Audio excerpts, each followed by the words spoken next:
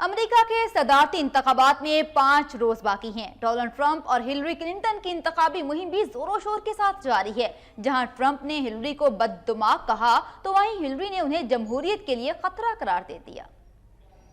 امریکہ کا نیا صدر کون ہوگا، یہ جاننے کے لیے ایک ہفتے سے کم وقت رہ گیا ہے۔ دونوں امیدوار ایک دوسرے کو نیچا دکھانے اور ووٹرز کو قائل کرنے کے لیے بھرپور تگ و دو کر رہے ہیں۔ فلوریڈا میں ریلی سے خطاب کے دوران ٹرمپ نے ہلری کلنٹن کو بددماغ قرار دے دیا۔ کہنے لگے ڈیموکریٹک امیدوار لاطینی باشندوں کو محفوظ مقام دینا چاہتی ہیں، جو انتہائی نقصان دہ ثابت ہوگا۔ اگر وہ صدر بنے تو ان باشندوں کو ملک سے باہر نکال دیں گے۔ دوسری جانب ہلری کلنٹن نے ایریزونا میں اپنے حامیوں سے خطاب کرتے ہوئے ٹرمپ کے کردار پر تنقید کی۔ کہا جو شخص خواتین کو ہراساں کرتا ہے، مسلمان، سیاہ فاموں اور لاطینی افراد کے لیے توہین آمیز زبان استعمال کرتا ہے اور ولادیمیر پوٹن کے گن گاتا ہے، ایسا شخص جمہوریت کے لیے خطرناک ہے۔ ایک تازہ سروے کے مطابق ہلری کی مقبولیت میں بہتری آئی ہے۔ رائٹرز کی جانب سے کی گئی پولنگ میں ڈیموکریٹک امیدوار کو ٹرمپ پر 6% کی برتری حاصل ہو گئی ہے۔